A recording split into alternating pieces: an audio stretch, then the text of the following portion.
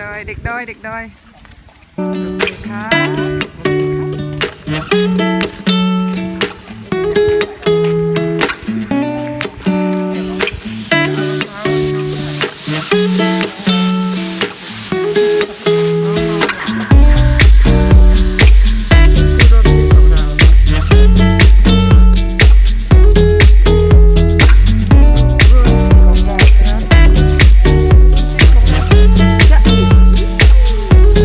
ทริปนี้คุ้นๆเรามาจากเขา